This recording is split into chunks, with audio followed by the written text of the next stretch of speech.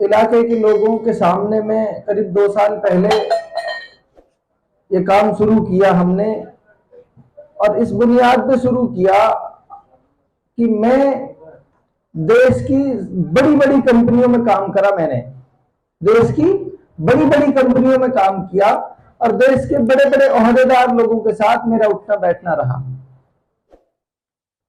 और जब मैंने ये देखा कि पूरी दुनिया की कोशिशें इस बात में लगी हुई हैं कि आपको और आपकी कौम को और आपकी आने वाली नस्लों को अनपढ़ रखा जाए,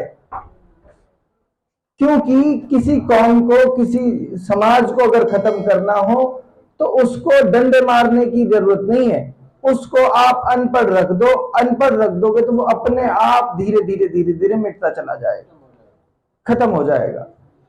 आप सोच के देखें, आज एक ड्राइवर भी अगर कोई बनना चाहे ना तो उसके लिए भी 12वीं पास पढ़ा हुआ होना चाहिए। सरकार ने कंडीशन लगा दी ना।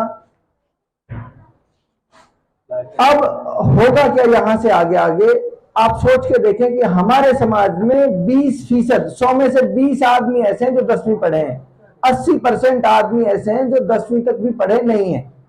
ठीक है, जब हमने ये देखा कि आने वाले अगले 10 साल में मेरी कौम के, मेरे समाज के सामने क्या क्या चुनौतियां खड़ी होंगी, तो इन चुनौतियों से निपटने के लिए या तो मैं देखता रहूं तमाशा और अपने लोगों को डूबता हुआ देखता रहूं, या ये अगर मुझे पता चलता है किसी साजिश का जो मेरे समाज, मेरी कौम के खिलाफ हो रही है, मेरे इलाके के खिलाफ हो रही है, मैं इसको कौम के खिलाफ भी नहीं रहूंगा, पूरे इलाके के साथ हो रही है। ये जो जिस इलाके में आप रह रहे हो, 36 बिरादरी रह रही है, इन तमाम लोगों के साथ एक साजिश है कि इनको पिछड़ा रखा जाए, इसलिए कि इसमें मुसलमानों की अक्सरियत ज्यादा है, जो के साथ घुन भी पिस रहा है। समझ रहे मेरी बात?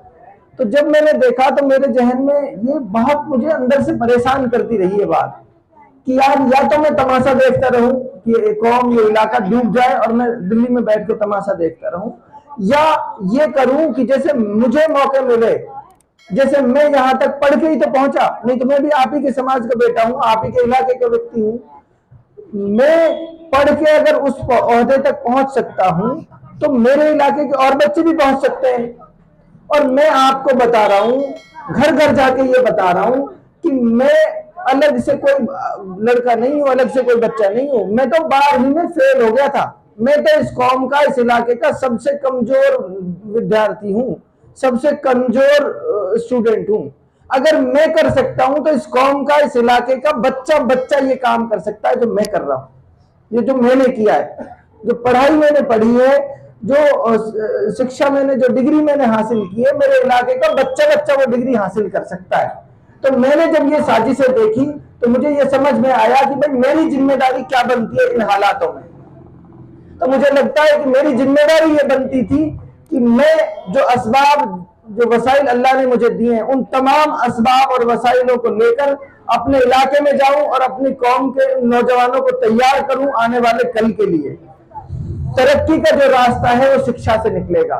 मैंने हाजी आपको बताना चाह रहा हूं, साथियों आपको बताना चाह रहा हूं, मेरी कमाई का आज तक भी एक पैसा मैंने अपने घर बनाने में नहीं लगाया। कमाई का आज तक भी जो पैसा मेरे पास आया, मैंने वो शिक्षा के रास्ते पे लगाया है। कौम के लिए एक बड़ा स्कूल बनाने का काम किया है, कौम के लिए एक बड़ा, अलवर में बड़ा कोचिंग इंस्टीट्यूट बनाया है, 6-7 करोड़ रुपए की बिल्डिंग खरीदी कौम के लिए। इसलिए खरीदी कि जब तक आपके बच्चों को पढ़ने की व्यवस्था नहीं होगी, जब तक आपके बच्चे इस रास्ते पे नहीं चले। अब मैं ये चाहता हूं, कम से कम अब जो मैं काम कर रहा हूं ना, अगर ये काम मैं इसी स्पीड से करूंगा तो हो सकता है मेरी उम्र में मैं 100 बच्चों को पढ़ा पाऊं, 200 बच्चों को पढ़ा पाऊं।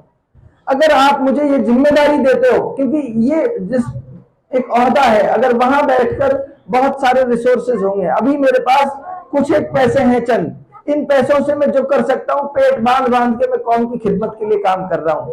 वहीं आप दूसरी तरफ देखो, हमारी विधायक ने 100 करोड़ रुपए का घर बनाया है, 100 करोड़ रुपए का। मेरे पास